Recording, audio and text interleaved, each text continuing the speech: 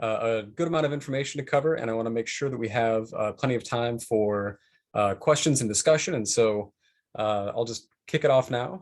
As Jamie mentioned, I'm the Director of Early Childhood Education Policies and Programs. And I want to talk just a little bit about why it's such a high priority for the Chamber right now to address the childcare crisis, as we often refer to it. In 2017, the Chamber Foundation released Workforce of Today, Workforce of Tomorrow. And that was, at its time, a pretty landmark report in the sense that it directly connected the need for accessible, affordable, quality childcare and drew a straight line to a strong, sustainable workforce. And so this sounds sort of obvious now, but in 2017, it was a real conversation starter. And I've been here a little over a year, but I've talked to several chambers that said that this report really kickstarted their interest in and initiative in childcare. And so the bottom line is that when we have a strong childcare system, it strengthens our workforce. Folks can go to work, which boosts local and national economies. And it also makes it possible for the workforce of tomorrow, our kiddos who are in childcare and pre-K now, to lay that foundation for learning and grow to their fullest potential so that they can lead us into the future. And so in 2019, we can go to the next slide there. In 2019, the Chamber wanted to, or the Foundation and the Chamber wanted to dig even deeper into this. And we released in February 2020 a group of reports that we refer to as the Untapped Potential Reports. And those were released February 2020 from data that was collected in 2019. It was literally the last in-person event that I attended before the pandemic. And it was, so we didn't know it at the time, but it turned out to be our snapshot of pre-pandemic childcare, which, to be honest, was not in great shape, the childcare sector. We outlined four states, the economic losses due to childcare breakdowns totaled anywhere from hundreds of millions to billions of dollars. And we looked at working parents who were dropping out of the workforce due to lack of childcare, lack of productivity due to breakdowns, either because working parents and caregivers didn't have access to consistent childcare or to quality childcare. We looked at turnover costs, the costs associated for employers with training a new employee or hiring temps, et cetera. And then also just lost tax revenue, whether it's payroll taxes, whether it's taxes that folks aren't paying into the system because they no longer have a job because they don't have childcare. It all adds up. And so the report covers that you see before you are from the second cohort of Untapped Potential reports that we did in 2021, which we refer to obviously as sort of the pandemic reports for Untapped Potential. And this will not come as a shock, but it's good to have this quantitative data on the next slide, that the 2021 reports tell us that parents are struggling. Missing work or working with a child at home rose significantly in 2019. My wife and I welcomed our first child in 2020, and we have a data point where I think it's like 83% of people said that they had child care related distractions at home. And I would love to talk to the 17% that did not mark yes, because I would love to know whatever magic they have going on. But advancement has also been put on hold during this pandemic, especially when it comes to women, especially when it comes to women of color, because a lack of childcare means passing on promotions, and an inability to enter or re-enter the workforce, and the pausing of higher education, whether that's a certificate, whether it's an extra degree.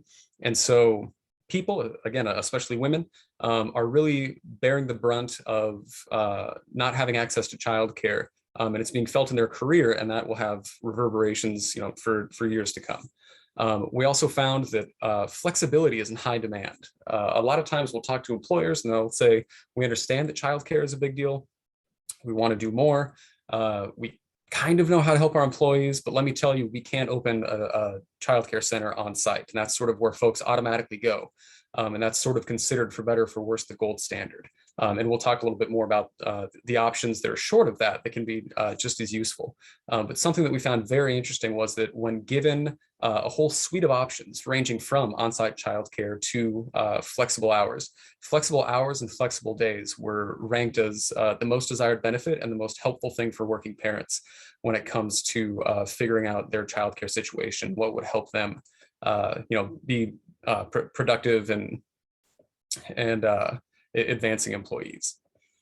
Now there is, so just to recap, billions of dollars in state economies are lost due to childcare breakdowns. Parents are struggling, which again, not news, but we've got data that says that, so it's not just anecdotal.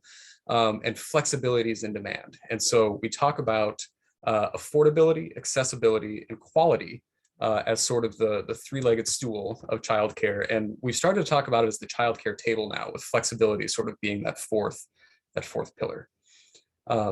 And then on the next slide, we'll talk about the reality of sort of where the desire for action runs into the reality of what it takes to get that action into place. And so in a very partisan world, childcare is often sort of held up as an example of an issue that both parties agree that something needs to be done, that something needs to be addressed. How exactly to do that is oftentimes where the debate happens. And sometimes, as we've seen over the last year and change, that is where we sort of run into a standstill. An example of this is that, and this is not any political commentary, but just sort of, objectively speaking, the two proposals that have been submitted. But on the Democratic side, we see sort of large-scale investment, universal pre-K in the sort of traditional definition where it would be government funded, and then attempts to increase wages, but also increase wages for childcare workers, but also cap costs for parents. And so it gets very complicated and it gets very expensive. And there are some debates that go on even within the Democratic Party about the sort of correct approach to such a large program. On the Republican side, Senator Burr from North Carolina submitted a bill that would reauthorize the Child Care and Development Block Grant, or CCDBG, and it would, they didn't put an exact number, but recommended an increase in funds, looked at ways to expand access, especially the families that need it the most, and then another series of complicated sort of ways to measure need and increase staff training. And I'm happy to dig into both of those if anybody wants to have a side conversation, but it would be sort of an all-day conversation. So I'll just say that both parties say it's a priority, both parties are working at it. How best to address it is still sort of at a standstill. And so that is where the chamber has really looked to empower and equip chambers, but also individual employers with the tools that they need to be able to address this issue that isn't going anywhere. And so we're very excited on the next slide here to talk about this roadmap that we have come up with called Childcare Solutions for Working Parents. This is just the cover so that if you see it, you know what it looks like, but it's the next slide that's the real the real meat and potatoes of the brief. And so each of these steps are they have their own page and they dive into them more so, but this is the actual roadmap, and it goes through the whole spectrum from working parent support, which can be as low key as creating a forum for working parents to have a place to talk about what sort of issues are most pressing to them and the needs that they have, flexible scheduling, and it ranks sort of like the level of complexity, the areas of a business that it would benefit. And then it moves into the orange zone, which, as you can see at the end of that orange zone, is on-site childcare. But there are other sort of like benefits and supports that employers can implement that are short of that. And we've seen this a lot in the last year, but backup care, so contracting out with a childcare provider who isn't necessarily reserving spots for your employees, but does have spots reserved if your employees go-to childcare situation falls through. And that, to sort of like have a temporary patch to prevent, that untapped potential scenario that we talked about a second ago. Childcare vouchers and subsidies. These are a more sort of direct approach to employers helping supplement the cost of childcare, which I think the average across the US is something like $1,200 a month. I know that in a lot of metropolitan areas like in DC, and this is just off the top of my head, about $2,200 a month, if not more. And so any way that that employers are able to invest in their employees' childcare situations, again, with the bars here, it talks about how that reduces turnover, how that improves employee morale, how it increases productivity.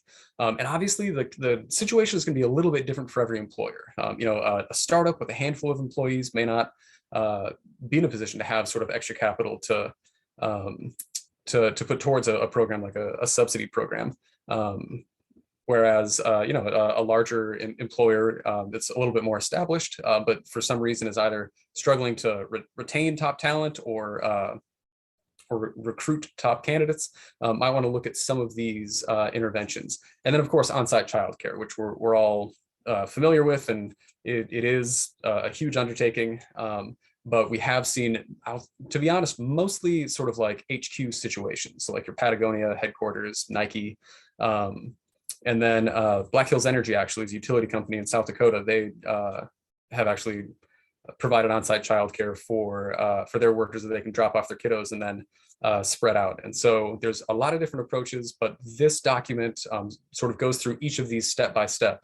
And then, Corning too. Yes, Corning has been a real trailblazer. They were talking about childcare before it was cool, as Sasha and I say in some of our meetings. Yeah, I think like in the 80s, they started looking at how important childcare was to retaining talent. And then my sort of personal favorite is the community investment and public advocacy angle. So the business community holds huge sway in public discourse and sort of legislative and public policy priorities.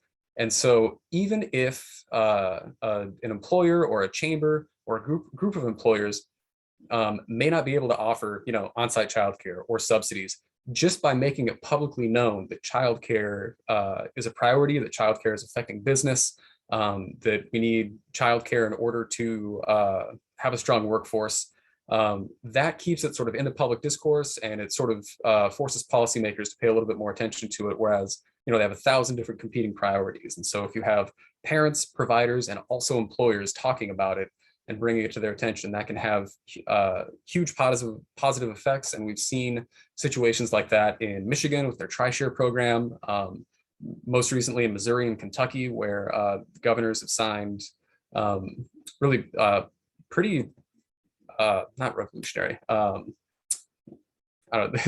There's a word that starts with an I that I use all the time that I can't think of right now. But it's the types of legislation that would have been sort of a dream before the pandemic, where now they're setting up situations where there's a public pot of funds that are matching employer contributions because they're identifying how important it is for working parents and caretakers to have someplace affordable, accessible, and quality to take their kids.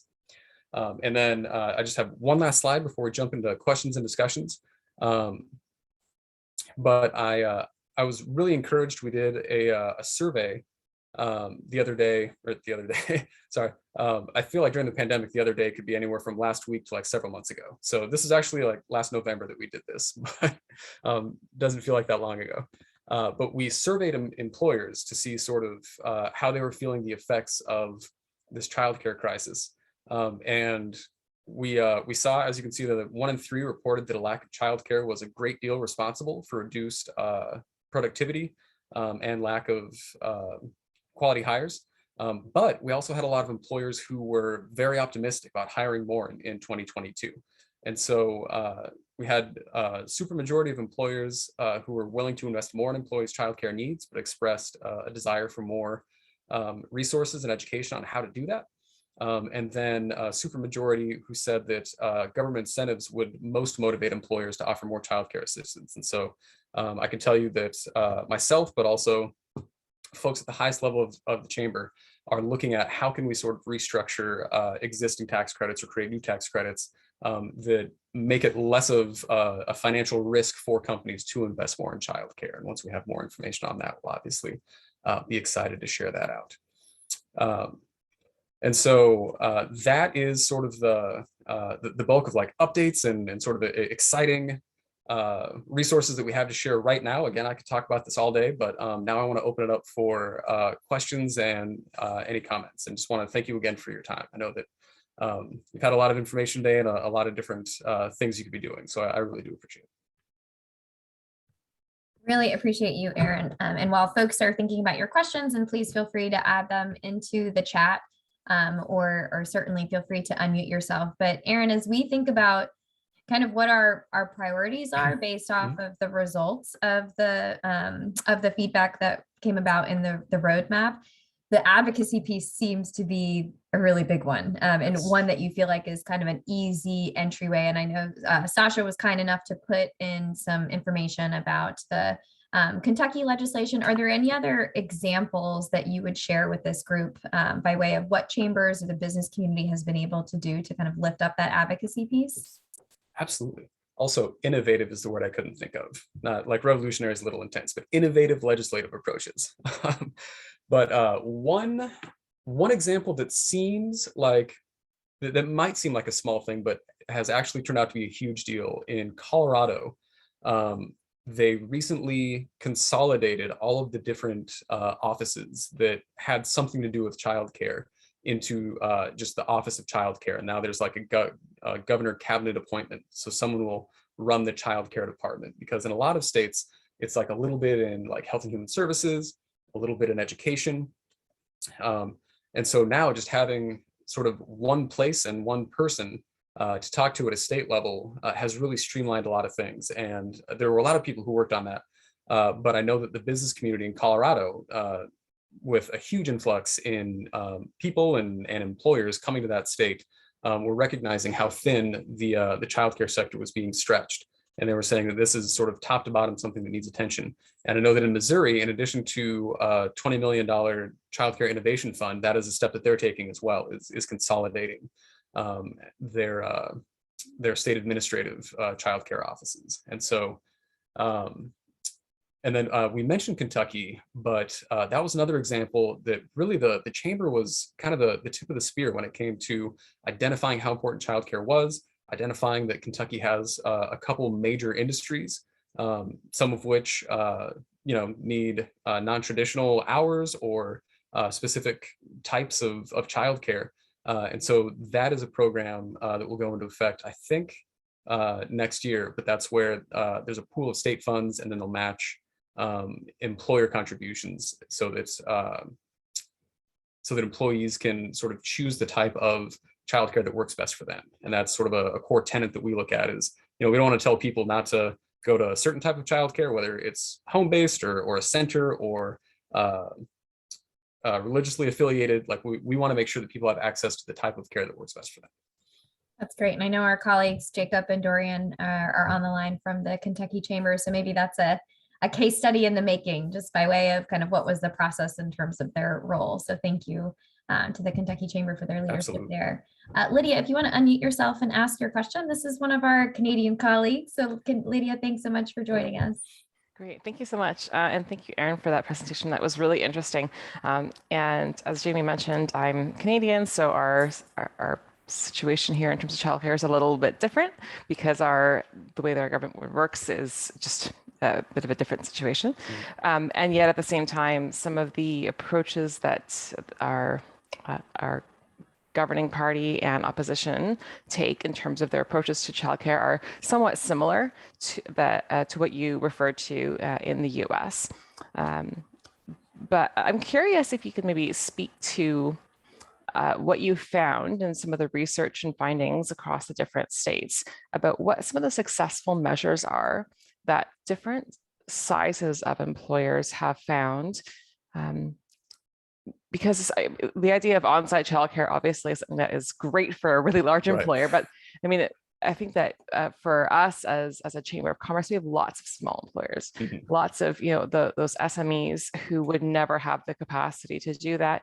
They're already struggling with things like a recently implemented government imposed 5-day sick leave that came into place here January 1st, and things like that have already had a significant impact. So the idea of being able to look at significant measures for childcare is a lot, but I'm curious if you can speak to some of those flexible options and what you've seen in terms of that research that's worked, because again, it's not a one size fits all approach, but I'd love to be able to hear kind of what some of those innovative ideas are that people have seen. Thanks. Great question, and I appreciate it. The first example that comes to mind, we work pretty closely with some folks in the childcare and childcare community, business community in Iowa, and they have a few sort of city centers, although compared to Chicago or Washington D.C., they're sort of like in air quotes cities. And coming from South Dakota, I feel like I can say that. So they have a few sort of like city centers, but it is an overwhelmingly rural state. And so they have found that at a community level, a sort of two-tiered approach where first a group of businesses will sort of band together that are, and when I say nearby, I mean like for a rural state nearby. So it might be like 1 or 2 towns, or it might be one sort of like city center, but most people live, anywhere from a 10 to 30-minute drive away. But a group of businesses that can find a sort of central location and then collectively put the funds in to cover the overhead of creating either expanding an existing or creating a new childcare center or a series of childcare homes, although the center has been more examples that I've heard of that. And so rather than have no childcare for sort of like these 3 towns that are closest together, either the economic councils or the individual businesses are getting together, pooling the funds to make sure that there is childcare, and then the second tier of that is talking to the municipalities. And so whether it's at the county level or a city level, but looking at how can we both lower the barrier to entry. So whether it's like fees to open a business, or if the community can like discount the utilities. And so not only creating an opportunity for a childcare provider where before there wasn't one, but also trying to keep those costs low to sort of operate the brick and mortar side of it. So then those saved costs can go towards the salaries of the employees, so that the qualified childcare workers who are then at that center, are being paid, if not what they should be being paid, which is like hundreds of thousands of dollars, given given what a handful my son is. I'm like this, so obviously childcare centers should be being paid more, but the lower overhead provides the opportunity for workers to be paid at least more than they would, and that leads to higher quality care because there's less turnover. I know that doesn't 100% answer the question, but that is just a conversation that I had just last week about ways that especially smaller businesses in rural areas are looking at it from sort of a holistic community approach. Thank you. Another resource that I'm happy to point people to is we've worked and spotlighted Vouchers, which is a nationwide organization in the US to help make some of those connections to quality childcare providers. So I included in the chat just an overview of their partnership with Mazda, which was brought about as from leadership from the local Chamber of Commerce that was recognizing and hearing from so many members of theirs that childcare was a real issue. So that might provide some useful ideas as well. Are there any other questions for Aaron from the audience? If not, I have one more. But please feel free to add to the chat in the case that the folks are still brainstorming. But Aaron, if you think about like that first next step, recognizing that a lot of folks on this call are either kind of from the workforce development, kind of from the state side perspective, or from the employer kind of business facing organization as a chamber or an industry association, what is like the first next step in terms of getting engaged, getting involved in childcare as a workforce issue? I think there are there's sort of two first steps depending on your baseline. If it's a conversation that has only been had, either with folks at like the C-suite level or with HR, and it's sort of been a discussion about what should we do next. The most obvious, but also most overlooked and most important step is to poll your employees, because we have talked to folks who have, put together like a backup care situation, and then heard from their employees, well, I mean, really, we just needed like a later start time to the day. Like that's, because we have to drop off our kids. And so create a forum or a mechanism where your working parents and working caretakers can tell you what their concerns are, and maybe make it anonymous, but just say, these are my childcare needs, ask, and this isn't necessarily, saying that you can meet all those needs, but just ask like what sort of supports would be most helpful to you, what sort of issues are you running into, and that should be step one. If you've already taken that step and maybe you've got flexible hours, maybe you're looking at what additional steps can we take? I think that reaching out to an organization, either like Tutris or oftentimes a county or state resource and referral office, sometimes YMCA, but reaching out to folks who are like experts and just very deep in the weeds into the childcare world, and figuring out and learning more about, from the provider side, what sort of opportunities are out there, what sort of services exist, and then it's easier to craft a policy that both helps your employees, but is also sort of like realistic to the community situation. And so a lot of times there are quality childcare providers that just maybe don't have the advertising budget, or maybe are sort of lesser known. And so reaching out to the folks who have those direct connections to the providers and are just ahead of the curve when it comes to the many different funding streams and mechanisms that come with childcare. That's awesome, Aaron. Thank you. And in the case that we have any surveys that we've seen used, including maybe in some of our previous reports of employer surveys, if that would be a useful resource to this group of folks, we're more than happy to kind of get some of those examples. We're going to switch back over to the main room. So thank you so much, Aaron and Sasha, and we'll see you soon. Thanks.